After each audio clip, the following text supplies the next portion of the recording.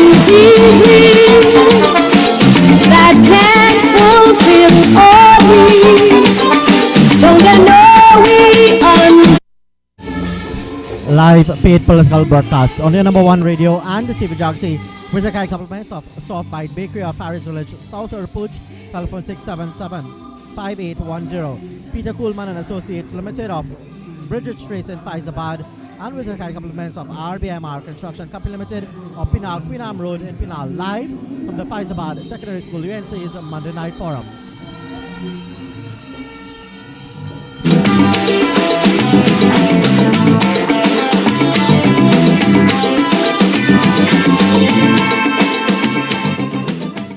The political leader of United National Congress, the leader of the opposition, and the best Prime Minister of Trinidad and Tobago.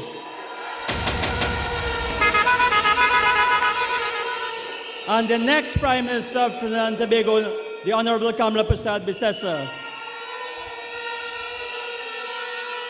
Colleagues at the head table, parliamentary colleagues, members of the National Executive, chairman and councillors of the Sipara Regional Corporation, and other local government representatives who are here with us, UNC family, members of the media, friends all. Welcome to Fyzabad, home of the labor movement and bedrock of the oil industry. Ladies and gentlemen, tonight I want to address the issue of our collapsing health sector and the failure of this PNM government and the incompetent Minister of Health to provide appropriate and timely health care to you, the citizens of Trinidad and Tobago.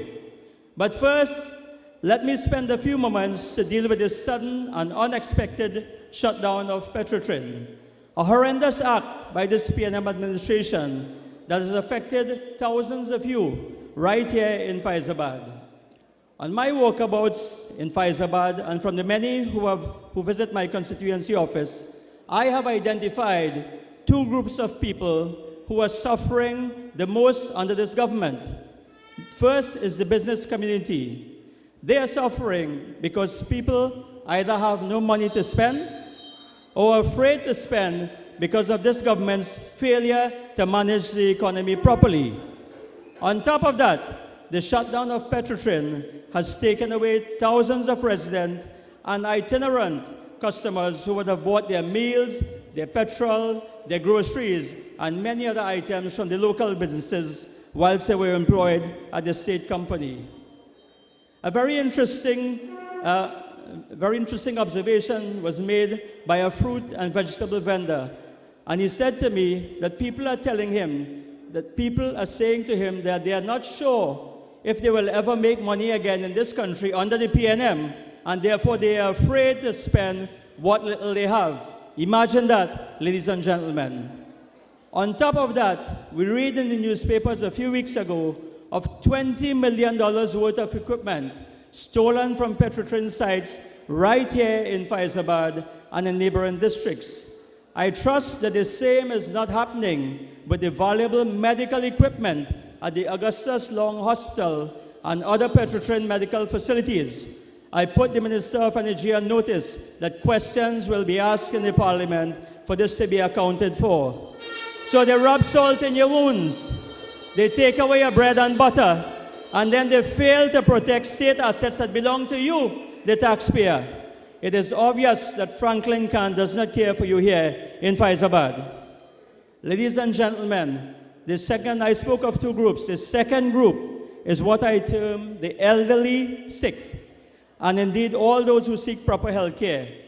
As a health professional myself and a former chairman of the SWRHA, it is sad for me to witness the present state of the health sector in our beloved nation. The health sector is on the verge of collapse. It is overseen by a minister who is completely out of his depth, under a PNM administration who have abandoned the sick and the suffering. This is a minister of health who likes to make pronouncements as if he were a medical doctor. This is a man whose main strategy for providing health care is via his public relations stunts. You agree?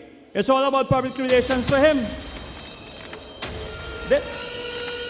This is a man who appears to be delusional. Minister Dial Singh wants you to believe that you are receiving better health care than ever in Trinidad and Tobago. That is what he wants you to believe. But you know better. You know better, ladies and gentlemen, because you are the ones spending the long hours with your loved ones every day in the accident and emergency departments of the nation's hospitals, and then waiting for days on end for them to get a bed. And I will tell you why this is happening. Bed management is a simple science. It's not rocket science. It's simple management and mathematics. Patients are admitted to wards. They have to get their blood tests and other investigations, CT, MRI, and so on. The doctor makes a diagnosis, and the treatment is prescribed. If the process is working as it worked under the government of Kamla Prasad Bisesa between 2010 and 2015,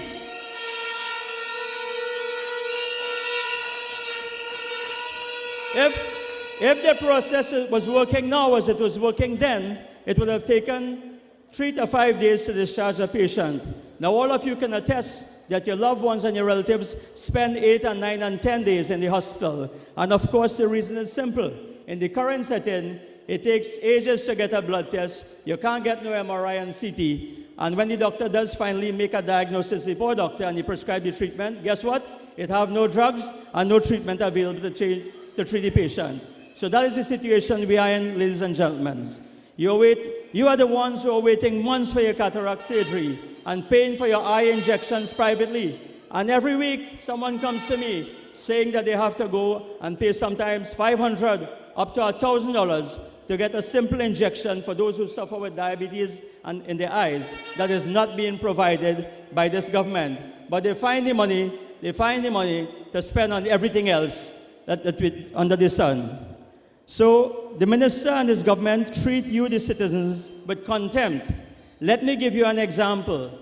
The rebuilding of the central block of the Port of Spain Hospital, and listen, I have no problem, we in the opposition have no problem with the central block being built, that's fine, right? Healthcare is required throughout the country. But you have to understand that this has taken out 400 beds out of the system. But he will not use the 230 beds at the Couva Hospital. Under the leadership of former Prime Minister Kamla Prasad Bisesa, the plan was that while you're building Point 14 and you're building Arima and you're building over the central block, that you would decant those patients, you'll bring them and use the Couva Hospital. So that is the problem. Instead, what he does, he will force those of you who live in the north and the west to travel to Mount Hope and to San Fernando to join the already long queues that are waiting there, patients waiting for treatment. But you know what? He tells you that everything is good, that you are not suffering, that you are getting this and you are getting that. This is a case of the emperor has new clothes. You all know that story, ladies and gentlemen? Well, you know, some of the younger ones here will not know that story. And that is a case where the emperor is walking naked with no clothes, and those around him are telling him that he has clothes. He's trying to convince you that the healthcare he's providing is the best available. But you know better than that, ladies and gentlemen. Systems have completely collapsed under his watch. In addition to all of the regular horror stories that you hear about the health sector, we woke up yesterday morning to read in the newspaper of the wrong family being informed of a patient's death at the Eric William Medical Sciences Complex. You know, ladies and gentlemen, can you imagine what it is to get a phone call saying that your elderly relative died, and you start to make preparations for wake and funeral and so on, and then you walk into the hospital to try to go and identify the body, and you encounter your relative alive and well? Ladies and gentlemen, how can that be the healthcare that we are offering? How can you justify that kind of mistakes that are being made under the watch of this government and this minister and the RHAs? So you know what? You are forced to live out your worst nightmares under this government. This is what is happening. So they promise you new hospitals. We spoke about that. We are happy for Point 14.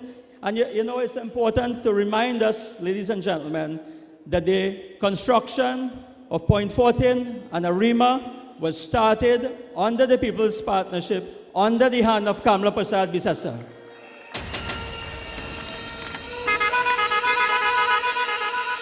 They plan to complete it We wish them well, and we wish well for those residents in Point Fortin and Narima who will benefit from these facilities.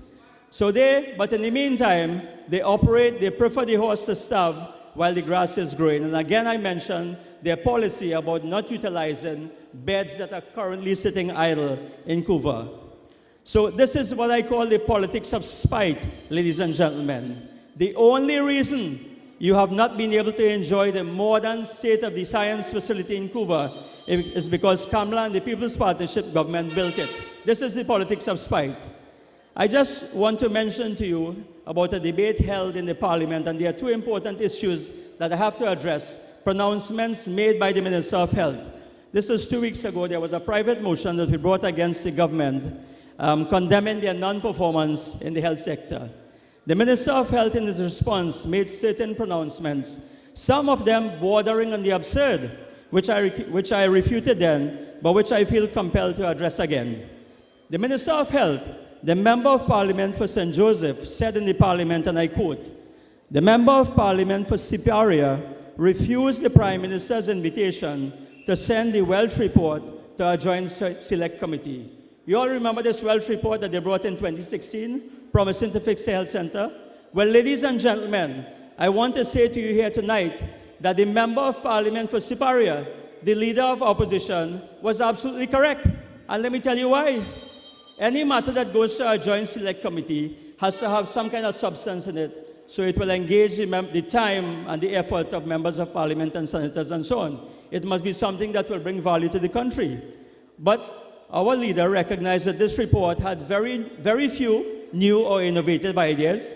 In fact, it was a recital of many of the measures that was already implemented under her government. But more interestingly, and I want to tell you this story, more interestingly, and this gives you a clue as to how this PNM government thinks, this report questioned whether the building at Chancery Lane in San Fernando, which under the PNM was to be used for a government office, but is now the magnificent and much needed San Fernando Teaching Hospital, which many of you and your relatives enjoy on a daily basis, and they question whether that should have really become a hospital. Can you imagine if the vision of Kamla Prasad Bisesa, when she drove by and realized that this was a building that was going to be used for offices, and understood that there was a need for more beds for the old San Fernando Hospital, and transformed that facility into what it is now. Can you imagine if that was not done? You know what would be happening right now?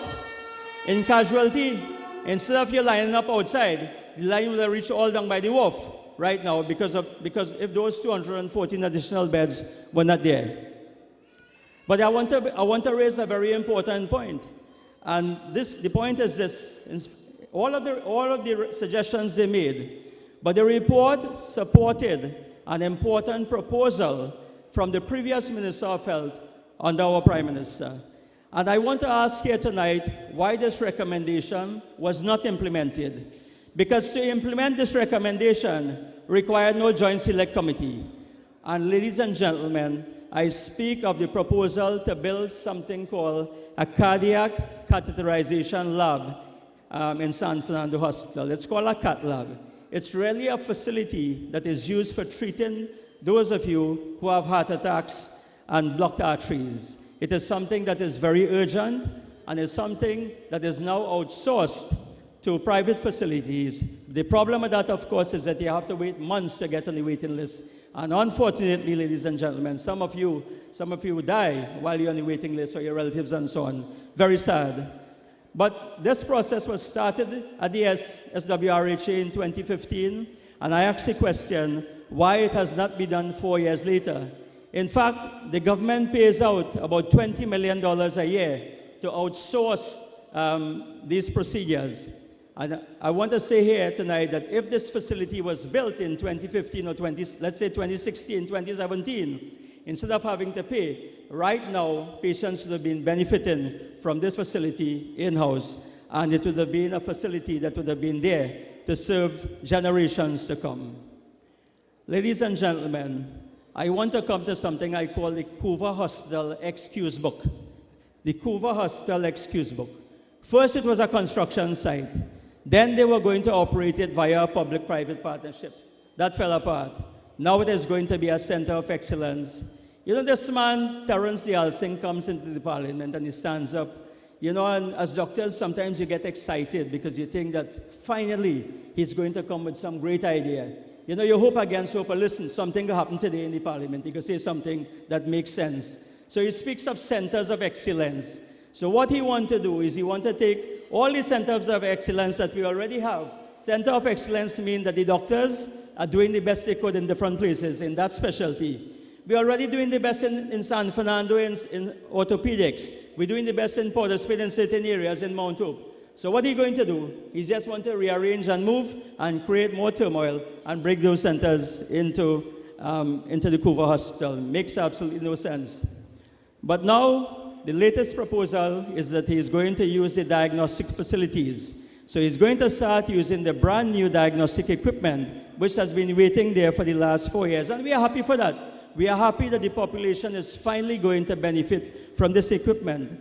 But ladies and gentlemen, instead of apologizing to the people of Trinidad and Tobago for making them suffer while this equipment gathered dust at Couva, the minister comes with an excuse that is not only absurd, but is preposterous and borders on being malicious.